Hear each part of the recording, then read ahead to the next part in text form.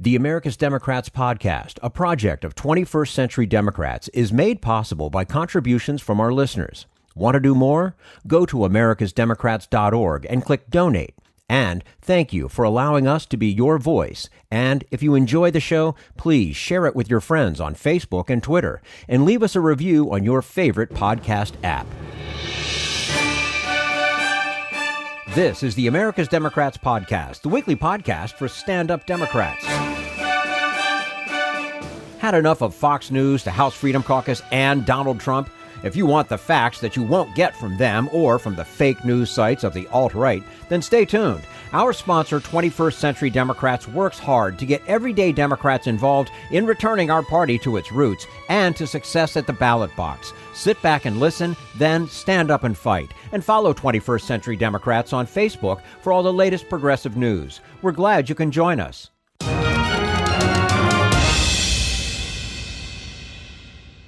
And we say hello to Katherine Stewart, who's been reporting at the intersection of religion, politics, policy, and education for over a decade. In 2014, she was named Person of the Year by Americans United for Separation of Church and State. And her newest book, The Power Worshippers Inside the Dangerous Rise of Religious Nationalism. Katherine Stewart, thank you so much for joining us today on the America's Democrats podcast.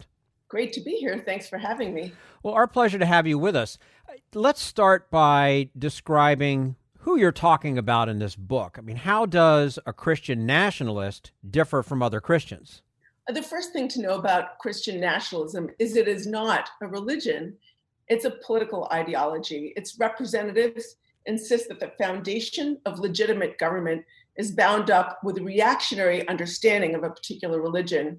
It basically says that the U.S. is founded on the Bible and can succeed only if it stays true to this foundation. So Christian nationalism is also a device for mobilizing and often manipulating large segments of the public and for concentrating power in the hands of a new elite. Now, I want to say something about what the movement is not. It is not just about evangelicals. It does include many evangelicals, but it excludes many evangelicals too, and it includes representatives of a variety of both Protestant and non-Protestant religion. So what unites the movement is not a distinct theology, but a political vision. I mean, we have to remember there's a whole movement of religious people out there who think Christianity is about helping the poor, not beating them up, about affirming people's rights, not denying them rights, and about being open and tolerant and embracing a pluralistic world and not seeing people as people first and tribe second. So I think there's some other important things to know about religious nationalism. It makes use of religion, but it's not really trying to achieve religious, social, or cultural aims. It's really trying to achieve political power. And the movement is fundamentally hostile to representative democracy. It won't be pacified with a few policy changes or by trading away rights. That will only sort of push the movement further in its desire for control. Now, the book describes a universe that goes far beyond just churches. What kinds of institutions are part of this world? The movement consists of a dense ecosystem of for-profit and non-profit groups, and they include right-wing policy groups, legal advocacy organizations, data initiatives, media and networking groups. Its leadership cadre consists of a number of often personally interconnected activists and politicians. And it gets much of its power direction from an informal club of funders, a number of them belonging to these extended hyper-wealthy families, some of which I write about in my book. It really took me some time to navigate the sea of acronyms and funding schemes and kinship and policy networks. And I really did try to lay out as much of this ecosystem in my book as I possibly could. But the important thing to understand about its collective effort is not the variety of it or the breadth of it, but the profound source of unity, which is a common political vision. One of the arguments that you make, and it's expressed in the title, is that this movement isn't as much about a social or cultural agenda, but more simply about power. But power to do what? Well, the movement seeks to solidify and maintain political power for themselves and their allies. I mean, they just want access and power to increase the flow of private and public money in their direction, and to enact economic policies that are favorable to their most well-resourced funders. Also through this sort of specious idea of religious liberty. It's a term you keep hearing over and over again, but it's really not about religious liberty. They seek to give certain favored groups in society, those who believe correctly, the power to discriminate against other people in society. And the movement is hostile to the idea of pluralism and equal rights for all citizens.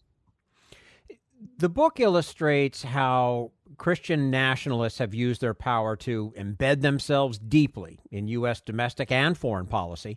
We're all certainly aware of how that's worked on issues such as reproductive choice. What are some of the more surprising policy areas where Christian nationalists have had influence? I think the influence of this movement on economic policy is vastly underappreciated. People still think the movement is really about the so-called culture wars like abortion and marriage equality.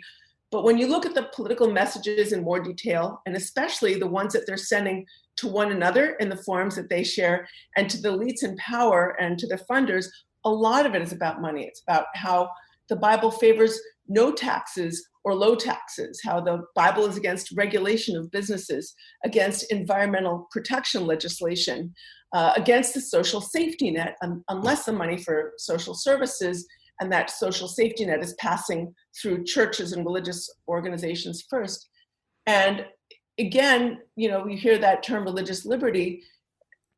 It's always been cast as this idea, cake bakers just don't want to have to sell a wedding cake to same-sex couple. It's not about that.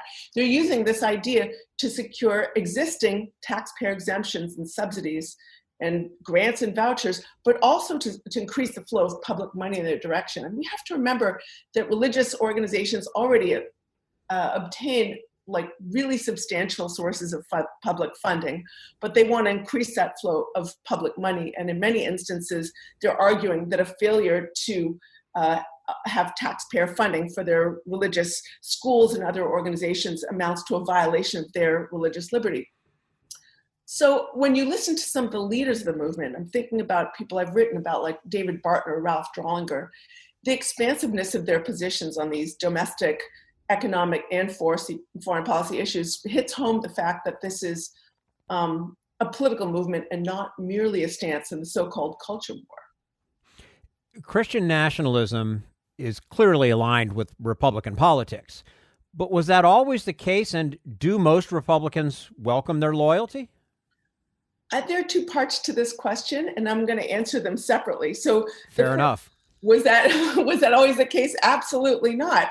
For one thing, look, the movement promotes this fiction that it rose up in reaction to Roe v. Wade. But we have to remember when Roe versus Wade was passed, most Republican Protestants welcomed some form of liberalization of abortion law. The Southern Baptist Convention actually hailed the decision as a kind of sensible middle ground. Reagan passed the first most liberal abortion law in the country in 1967. Barry Goldwater, that great conservative hero, supported liberalization of abortion law, at least early in his career. This is a fun fact. His wife, Peggy, was a co-founder of Planned Parenthood in Arizona. Can you imagine the wife of a Republican conservative hero doing that today? Billy Graham himself, this is another good one. He himself echoed widely shared Protestant sentiments when he said in 1968, "I believe in Planned Parenthood." He said, "I would in general disagree with the anti-abortion stance," which he saw as a Catholic stance. I mean, Billy Graham said that. But over time, pro-choice voices were purged from the Republican Party. The sort of pro-life religion that we see today is really a modern creation, but it was created for political purposes. I mean, when you look at how the movement coalesced, it has its roots in our history, and there was this movement of leaders of an earlier sort of form of like an intellectual movement called the New Right that eventually morphed and played a huge role in contributing to today's Christian nationalist movement. One of its leaders was Paul Wyrick. So there's a moment when Wyrick and other leaders of what would become today's religious right were going down a list of issues that could bring the movement together. One was unfair tax treatment in their view of these racially segregated academies. It's really quite ugly. The women's rights movement was another issue that they were really in opposition to, but the ERA at the time was sort of going down in flames. There were several other issues on this list, and they crossed one after the other off to realize they wouldn't work to unite the movement and to find their enemies. So they came down to abortion, and Wyrick said, wow, that could work.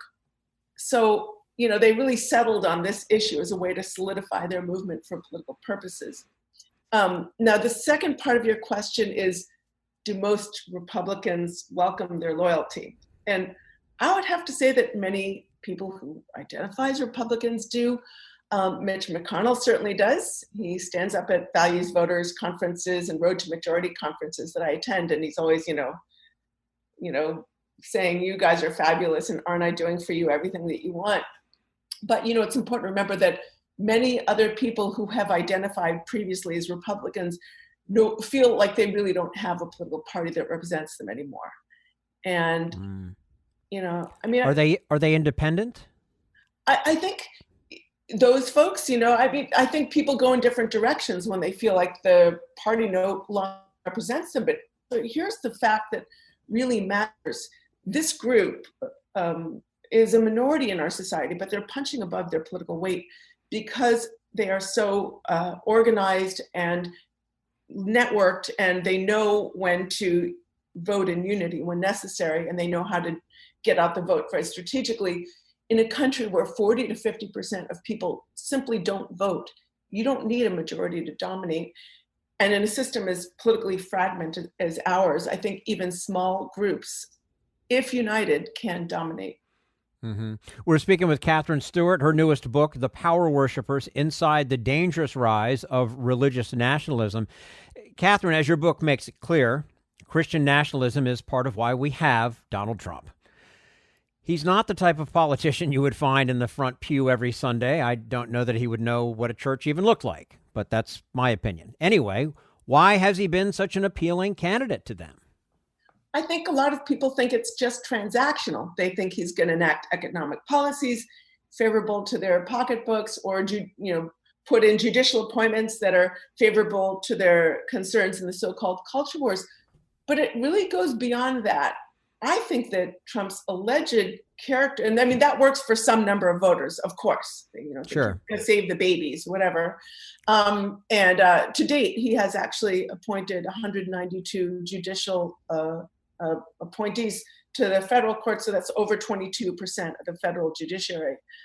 But it's more than that. I think his alleged character defects are in fact a virtue for America's religious nationalists. They made this explicit by comparing him to biblical figures like King David and King Cyrus.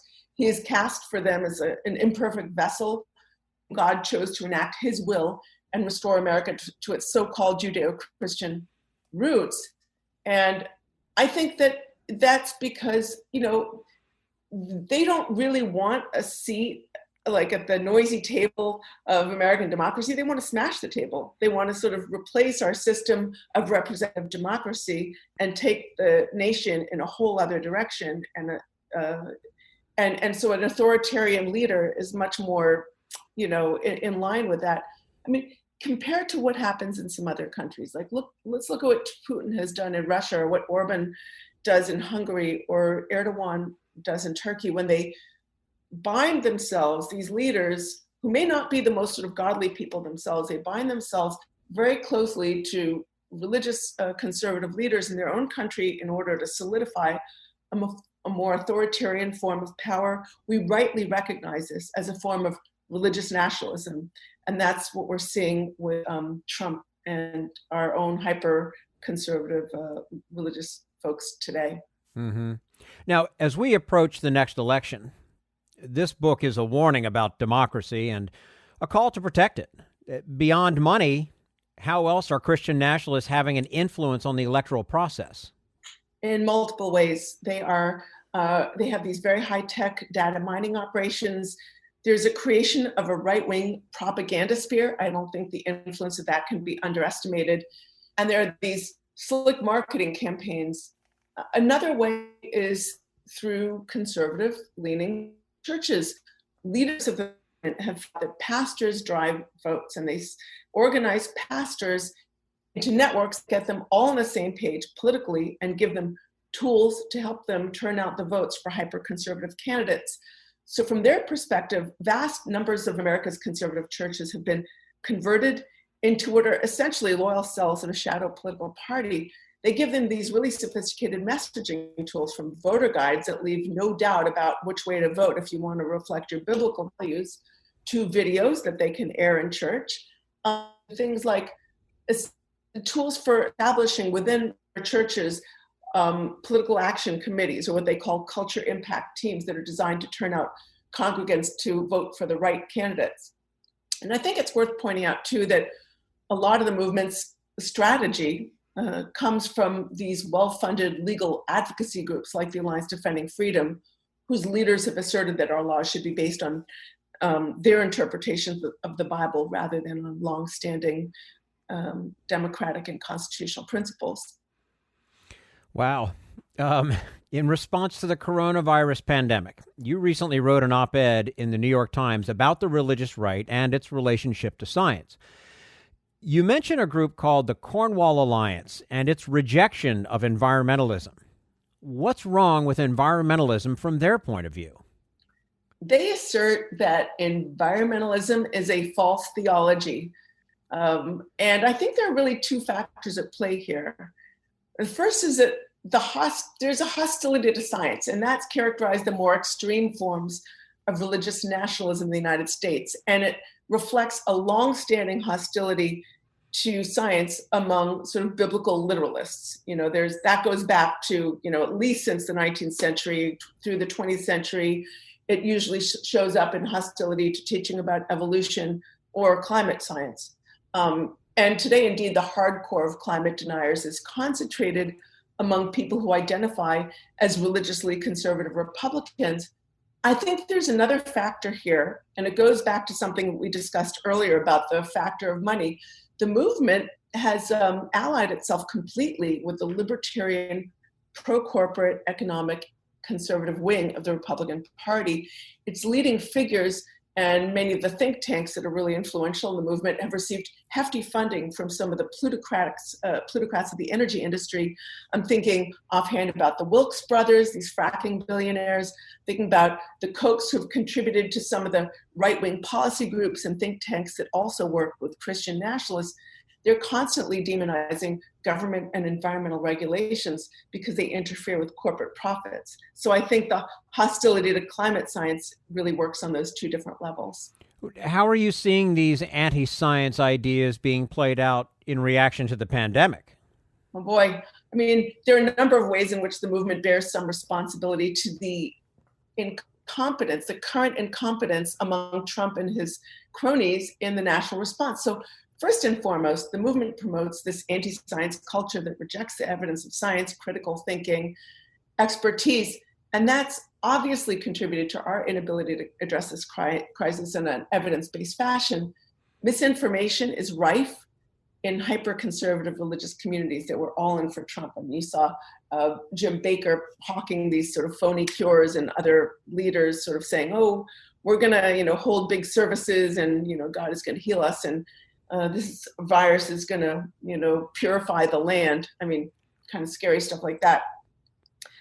So I think so you don't need to go to Home Depot or to Lowe's anymore. Your land will be purified. Exactly. I mean, I think this is something that's really alarming to all of us. In the Trump years, we've seen the breakdown of formal expertise and an increasing premium paid for political loyalty. So a lot of the folks surrounding Trump aren't there because they're the experts in their field necessarily. They're there because they hew to this sort of hyper-conservative religious ideology, but also more to the point that they're willing to praise Trump and sort of prostrate themselves before him. And their motivations are guided by a pursuit of power and less by, unfortunately, their idea of serving the wider public interest. And again, I think, as we were talking earlier about that right-wing media sphere, I think the movement has driven the Republican Party toward hyper-partisanization, which is a kind of all spin, all politics view of the world. there's no interest in reality. Everything is spun for a political game. Remember when the virus started to make the news and it was cast as a hoax, like Jerry Falwell Jr. said, oh, this is like a plot against the president. I mean, ordinarily the kinds of, this type of behavior, its consequences don't show up for some time, but in the case of a global pandemic that's killing people, its consequences are really too obvious to ignore. It's too bad.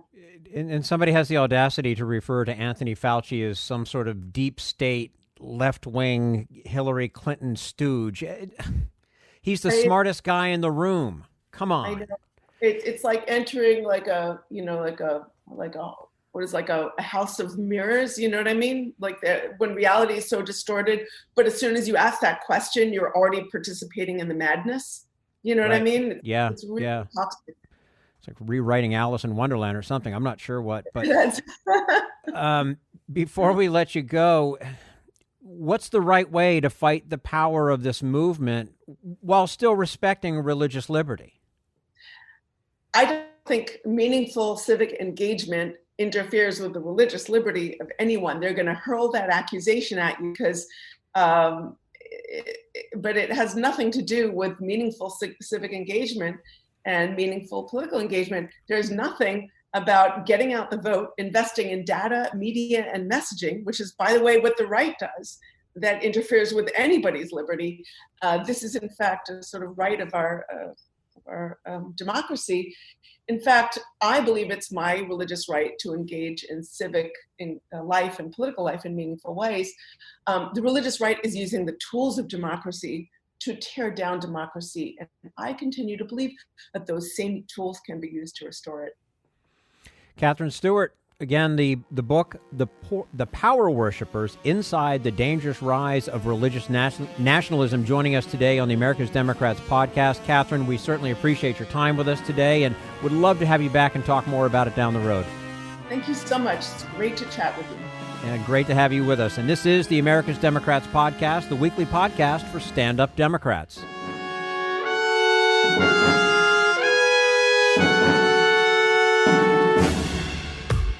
We want you to sit back and listen to this americasdemocrats.org podcast, a project of 21st Century Democrats. But we need you to stand up and fight. Do you want to get involved and help get our party back to its roots and to success at the ballot box? You can make your contribution to help us keep this show going and to elect Democrats who will stand up for democratic principles. Go to americasdemocrats.org and click on Donate at the top of the page. How about Ron DeSantis? The Florida governor is the new darling of the right-wing media, funders, and other establishment powers who are pushing him to be your next president. Ron DeSantis is the new Republican Party, gushed one arch-conservative media maven.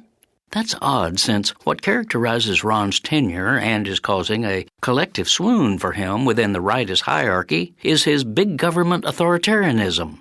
Only recently, these same so-called conservatives said such use of government power was evil. But here comes DeSantis, who puts the bull in bullying, bellowing culture war hooey, demonizing immigrants, fabricating claims of voter fraud, promoting COVID lives, and so forth. Then he imperiously asserts government power to bully local communities, workers, the poor, Florida's environment, truth, fairness, honesty, and democracy. Consider one of his recent maneuvers to overturn the people's democratic will. Like most other Republican-run states, DeSantis' Florida keeps trying to block African Americans from the polls. In 2018, however, Floridians themselves rebuked the suppressors by approving a ballot measure to expand the electorate. A whopping 65% said yes to eliminating a vindictive lifelong ban on voting by ex-felons, people who had served their time.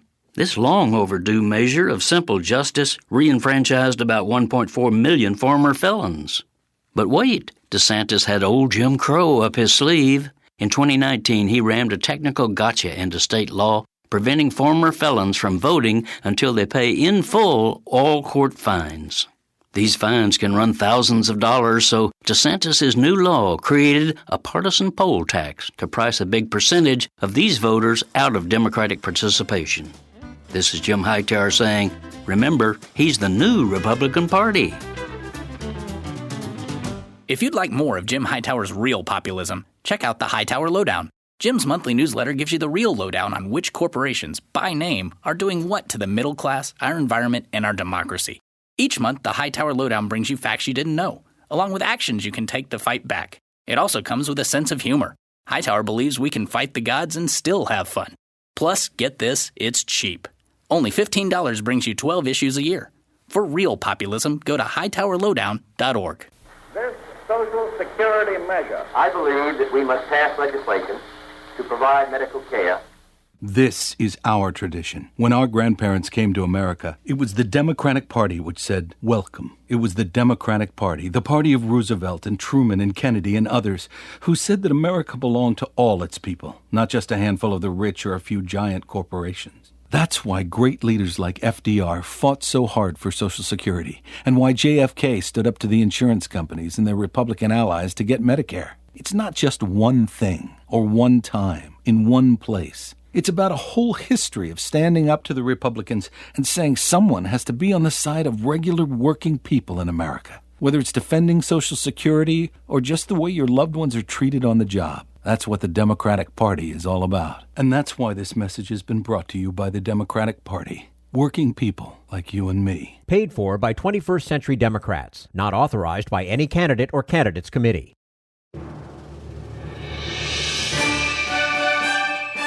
And we say hello to Dr. Damon Berry, Assistant Professor of American Religions and Contemporary Issues in Religion at St. Lawrence University, and the author of a new book called Blood and Faith, Christianity in American White Nationalism. Dr. Damon Berry, thank you so much for joining us today on americasdemocrats.org. It's a pleasure. Thank you, sir. Well, it's our pleasure to have you with us. Let's start off by asking you, what is the origin of the white nationalism movement that you describe in your book?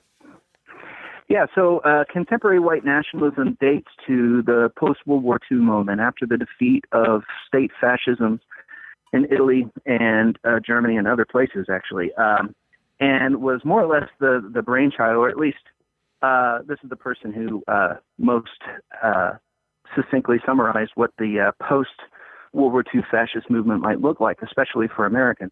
A man named Francis Parker Yockey, and he wrote a book called Imperium, which argued that Europeans, whether they be in America or Europe, were sandwiched between two alien forces, communism on one hand, and what he called the Washington regime, which had all these, latent and maybe not so latent anti-Semitic connotations, and that ultimately Europeans everywhere would have to reconsider what their options are for survival. So broader than Hitler's notion of Aryanism, but borrowing some of that and just expanding upon it. In the 1960s, this became cachet with people like Willis Carto and Revelo Oliver, who were using it to rethink an opposition movement to mainstream conservatism led by William Buckley that would be more racialist in orientation and frankly more fascist. And they started rethinking what it would mean for political organizations if they made the centerpiece of their political organizing not any one political issue per se, but rather the survival and flourishing of the white race in what they called white homelands, so which they regarded as the United States, places in Europe, of course, Australia, Canada, anywhere where the white race might be. So if we're thinking about how that's different from the KKK, for example, they weren't narrowly American nationalists, right? They were thinking on terms of white nationalism, so a pan-European movement to protect and secure the white race's future wherever that race might find itself. So that's more or less the beginning. Wow. So it's something more than just a remnant of Jim Crow or neo-Nazi type of racism? Absolutely, and many white nationalists are actually very critical of how conservatives in general, but also racialist movements handled desegregation and how ineffectual they were. They're trying to rethink both fascism in the historical sense and the failures of segregation, the failures that led to the civil rights movement, successes in our point of view, But from their point of view, absolute failures of previous movements to stop integration, which again, they agree with segregationists that it's an existential threat to the white race and white culture. But they're trying to do something new, and that it's pan-European is something significantly important to consider. Because though there were attempts prior to World War II for this notion of an idea of a unified European front, Charles Lindbergh, for example, spoke about this, and that's why he was speaking on behalf of the America First movement. He didn't want to see Europeans killing each other. But nothing like what we now have had necessarily existed. We're speaking with Dr. Damon Berry, Assistant Professor of American Religions and Contemporary Issues in Religion at St. Lawrence University. His new book is called Blood and Faith, Christianity in American White Nationalism. Damon, these people are clearly anti-Semitic, but aren't many of them also enemies of Christianity? Yeah, and in many ways, their anti-Semitism, and of course, it depends on the person. There's a lot of diversity within the movement about how people particularly articulate their position.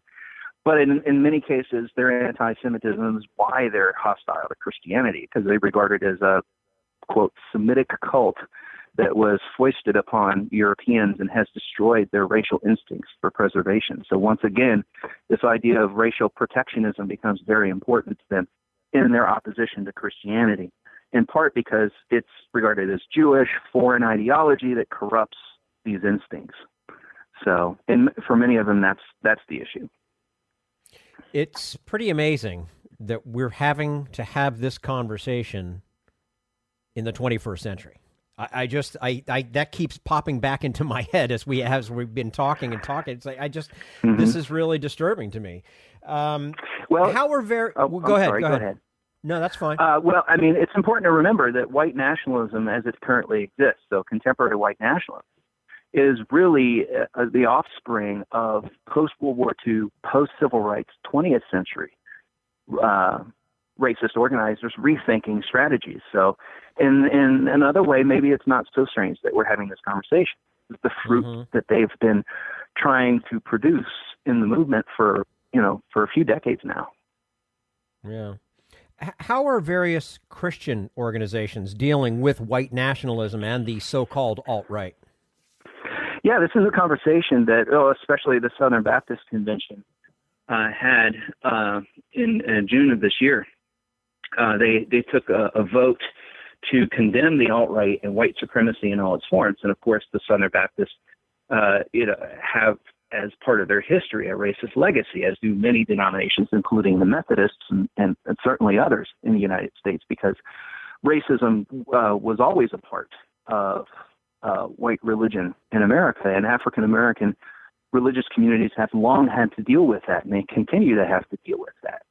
So now there's an attempt, again, in the Methodist Church and the United Church of Christ and in the Southern Baptist Convention to deal with this, but it's often tense because, there's a way in which talking about the white nationalists can be a distraction from how commonplace ideas of white supremacy really are, and how they might not even be recognized by people engaged in them as white supremacy, because they don't go out and chant blood and soil and Jews will not replace us, as folks in Charlottesville did, but they still might harbor racist ideas. And so I think, many denominations are trying very hard to root that out, but at the same time, there's a lot of resistance to change.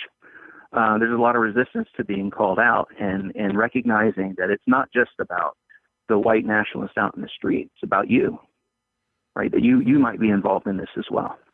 Mm-hmm. How much, if at all, is Christianity to blame for this kind of bigotry?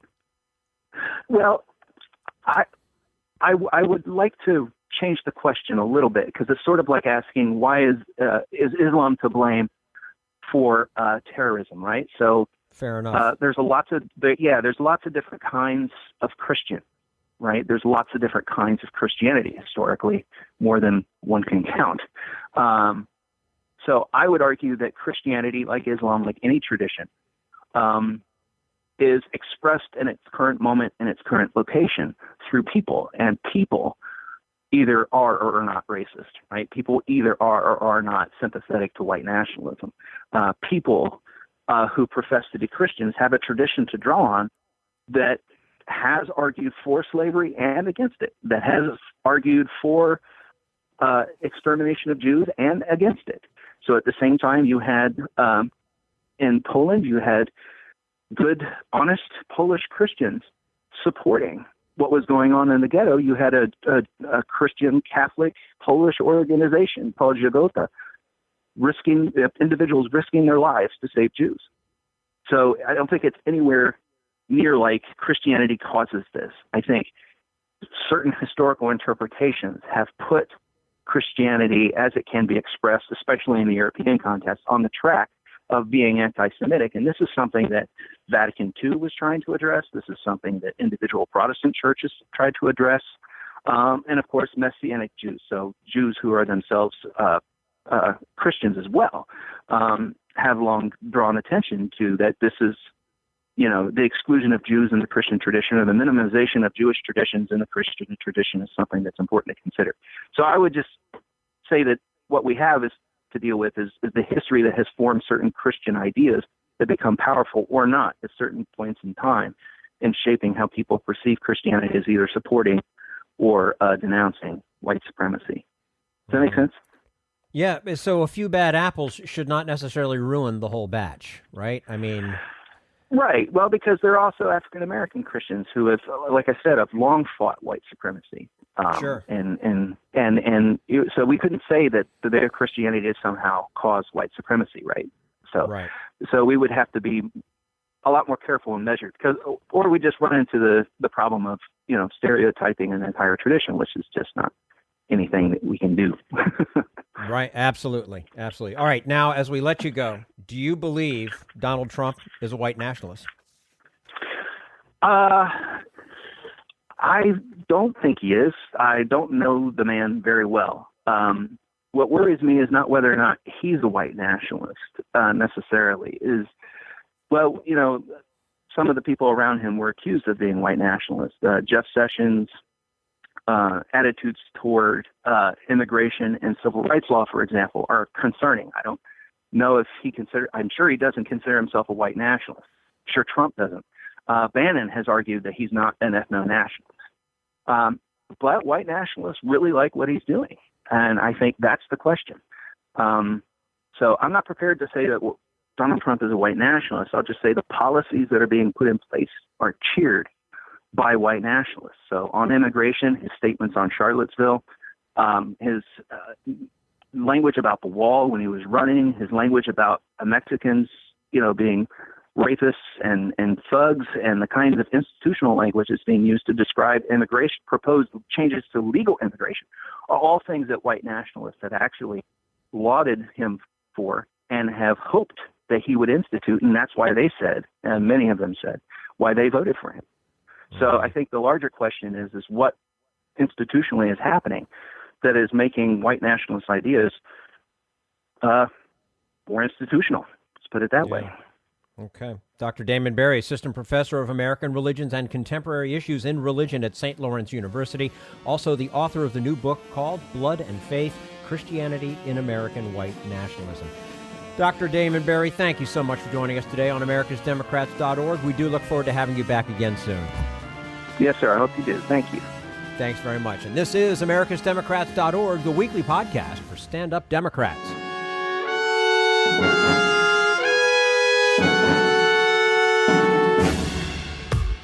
We want you to sit back and listen to this americasdemocrats.org podcast, a project of 21st Century Democrats. But we need you to stand up and fight.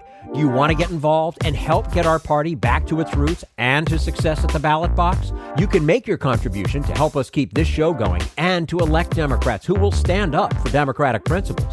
Go to americasdemocrats.org and click on Donate at the top of the page.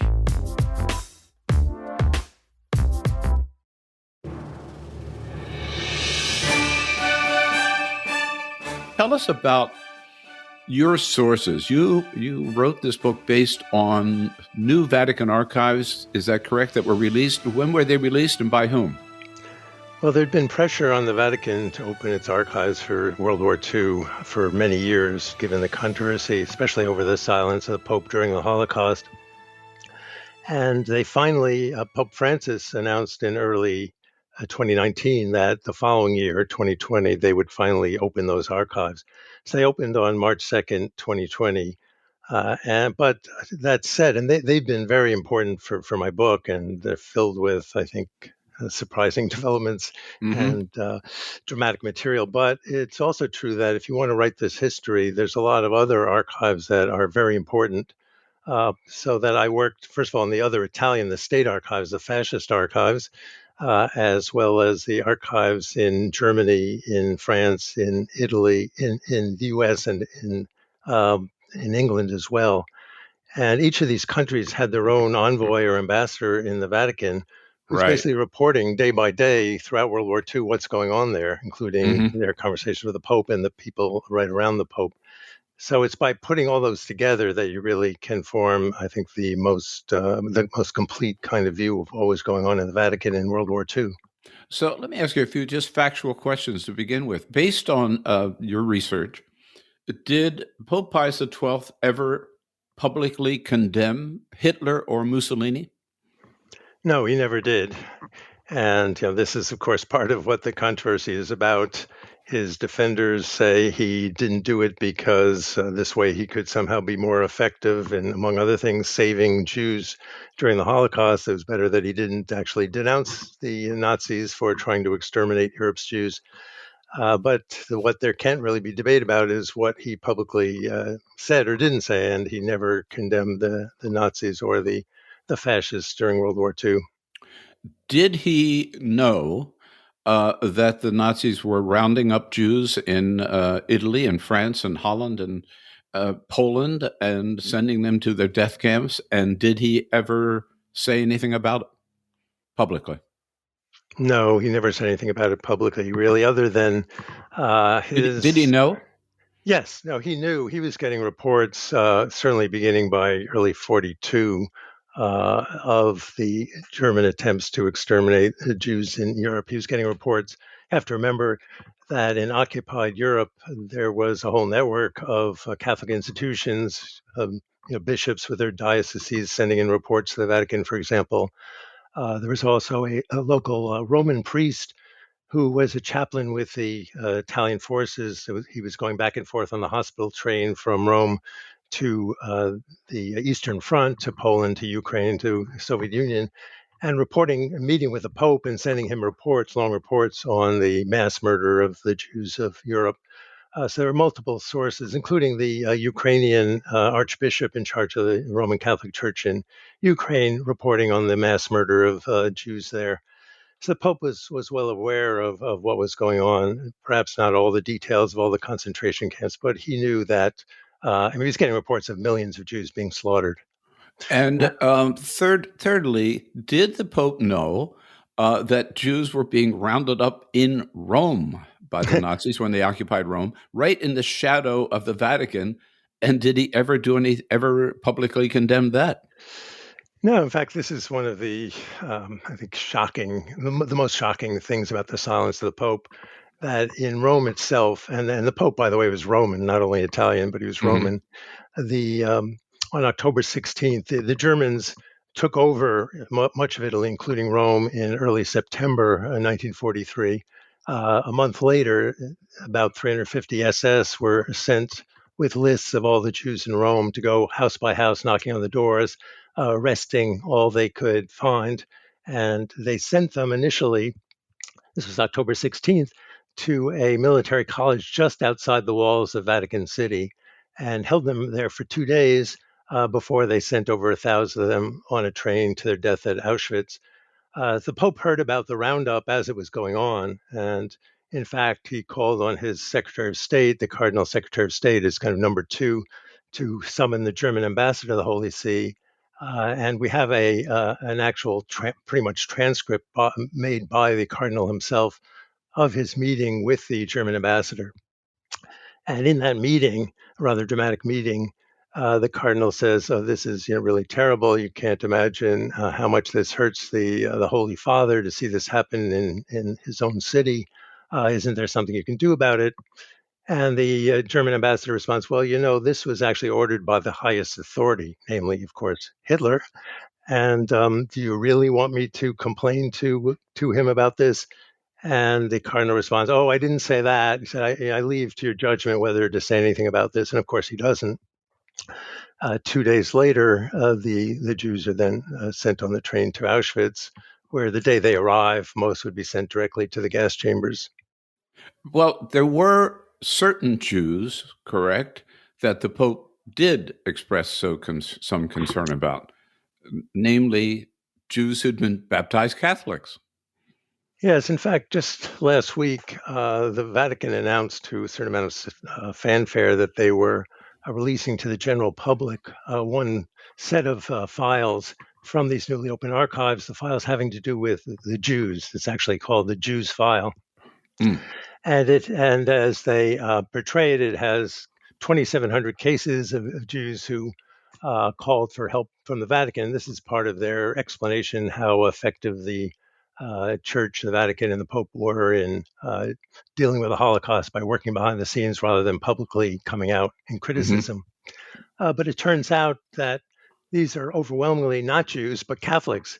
But they're Catholics who were being treated as Jews because either they were Jews who had had been baptized in some earlier period, or had parents who were Jews, even though they were Catholics. And these were the people overwhelmingly that the Pope and the Church came to the support of. So they were selective Jews, right, if you will, that were. It's also one thing that's revealing, I think, when we are returning to that roundup on October 16th, 1943, of the Jews. Initially, 1,260 were arrested and held at that military college, but only a little over 1,000, about 1,007 or so, were actually sent 2 days later on the train. So who were the 250 who were let go? What was a process that the Germans went through to decide who should be freed? And the process was determining what their baptismal credentials were. And so those who could show that they were baptized Jews were let go, or even those who were married to Catholics and who had pledged to raise their children as Catholics, they were let go too. Well, one of many things I learned from your book, David, is that the Nazis were able to say with a certain amount of authority, well, we're not doing anything other than murder, but we're not doing anything by rounding up the Jews that the popes didn't do in the past. Yes, you have to realize that the Holocaust came after many countries in Europe, Christian countries, introduced so-called racial laws, including Italy. Yeah. These were laws in the Italian case, for example, in 1938. They introduced the racial laws, which basically threw Jews out of their work, expelled all the Jewish children from the public schools and Jewish teachers and professors, and so on. And the church did not object to this, and it was justified in good part by the fascist state as just following church policy that previous popes had always put into place when they had the power to do so. So this was the context. Of course, as you said, the church never called for the mass murder of the Jews. This was, a step too far. But the church policies were constantly being used, certainly in Italy, by the fascist state to justify their anti-Semitic measures. Yeah, I think you pointed out it was Pius IV, perhaps, or Paul IV, one of the popes, anyhow, who ordered the Jews in Rome to be kept in the ghetto, right? Right. That was back in the 1500s, is when the Jews were began to be confined to ghettos in Rome and expelled from many of the cities of the Papal States, all the cities where there wasn't going to be a ghetto. Were any Jews given refuge inside the Vatican, and was that a policy of the popes? No, it certainly wasn't a policy of the popes. There were a number of, not a large number, but there were, let's say, dozens of people who took refuge in the Vatican City during the war, and or maybe even more than dozens, if you count them up all together. But first of all, they were largely not Jews, but there were other kinds of refugees. There were some Jews, but the Jews who got in were almost all Jews who had somehow snuck in and got to remain there. At one point, as I document in my book, from these newly open archives, the Pope had all the refugees ordered out. afraid that it would offend the Germans who were occupying Rome, but was convinced by other cardinals in the end and not to do so. And meanwhile, the popes, you've mentioned the popes, while the Pope was silent, what about the Vatican newspaper? What about the Vatican radio? Any criticism of Mussolini or Hitler or their governments and their practices? Well, in the last days of his predecessor, Pius XI, so now we're talking about the end of 38 and early 39, the Vatican newspaper had a whole series of very critical articles about Nazi Germany, criticizing its policy as it saw it of persecuting the Catholic Church in Germany. And one of the first things that Pius XII did when he became Pope in March of 1939 was to send an order to the head of the Vatican newspaper to stop the criticisms of Germany, and which they did. And so this policy would continue. When in the early months of the war, this is before Italy got involved. Italy only joined the war in June of 1940. So in the early months of the war, before Italy was involved, the Vatican newspaper would print press releases from the different governments on war developments. But once Italy joined the war, they would no longer do that because Mussolini objected and was able to intimidate the Pope sufficiently that they no longer printed any of that kind of war news. Yeah, you give several examples where complaints were made to the Vatican by either German authorities or Italian authorities about an editorial or an article that they didn't think was favorable enough. Might have been read as critical of either government, and the Pope went out of his way to make sure that the people at the Vatican newspaper and the Vatican radio station knew that he was unhappy and that they should not do so again. But let me come back to the Pope's silence, David. Again, based on your research, why? What possible explanation is there for a man who was seen as the moral leader of the world not to say anything? Well, I think partly we need to look at when during the war, because I think the motivation to some extent changes or evolves. In the first years of the war, particularly after the German invasion west, it just happened so quickly. I mean, no one expected that within more or less a month, the German army could march through the Netherlands, Belgium, and take Paris and drive in kind of ignominious fashion the British from Dunkirk, from the continent. So many in Europe, perhaps most, thought that Hitler and his pal Mussolini were going to win the war. And so the Pope, a good part of his motivation in those years was, how do I protect the institutional church, which he saw as his main role as Pope, in a Europe that could be dominated by the Germans and the Italian fascists. And this is one reason that he wanted to stay on Mussolini's good side too, because he saw Mussolini as his best bet as intercessor with Hitler, because the Italian fascist regime had basically made a kind of alliance with the church and were strong supporters of the church, whereas from the Pope's point of view, the Germans and Hitler were in fact eroding the power and influence of the church in Germany. So this is the basic attitude, was protecting the church, I think. By the latter years of, let's say, by the end of 42, the beginning of 43, when it becomes increasingly likely that, in fact, the Axis would lose the war, the Pope had other considerations. And one of them was that if he were to criticize the Germans as they were losing the war, the German Catholics would turn against him. And we have to remember, who was it who was waging this war? Who was it who was were doing the crimes of the Holocaust? Were murdering Jewish children and old people en masse and so on. There were people who thought they were Christians, and about close to half of them were Catholics. They weren't people who thought of themselves as pagans. And so if the Pope were to criticize them, and they were also then to lose, the Pope feared, blame him for their loss in the war. And this could create a schism in the church in Germany. Italian Catholics. Yes, well, that's a very good question. In fact, one of the things that I point out in my book is that the the controversy over the silence of the Pope, which today we tend to link exclusively with the Holocaust, actually began before the Holocaust and had not to do with the Jews, but with Poles and Catholic Poles. So the controversy over the silence of the Pope really began the day after the war began, which is normally dated to September 1st, 1939, with the German invasion of Poland. And the Germans were going to consider the western part of Poland as part of the Third Reich. It, of course, was heavily Roman Catholic.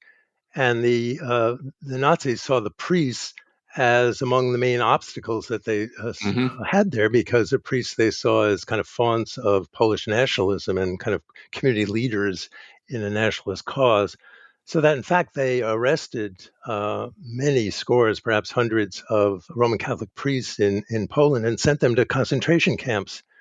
And in this context, the Polish Catholics and the Polish ambassador to the Holy See, for example, were complaining to the Pope or begging him to speak out against what was happening, and the Pope refused. Why did he refuse? Well, again, partly it was his fear of Hitler dominating in Europe and needing not to antagonize him. But it is revealing that it wasn't, because some would attribute his silence in the Holocaust simply to anti-Semitism. But it's put in somewhat different light when you see the silence also in the case of the invasion of Poland and what happened to the Polish priests being sent to concentration camps. If you liked what you heard, please get involved in our efforts to keep this show going and to elect Democrats who are bringing the party back to its roots. Go to americasdemocrats.org and click on Donate at the top of the page. And be sure to find 21st Century Democrats on Facebook and Twitter, and leave us a review on your favorite podcast app. We want you to sit back and listen, but we need you to stand up and fight. Join us. Support the americasdemocrats.org podcast, a project of 21st Century Democrats, and help elect Democrats who will stand up for democratic principles with your contribution today. Go to americasdemocrats.org and click on Donate at the top of the page.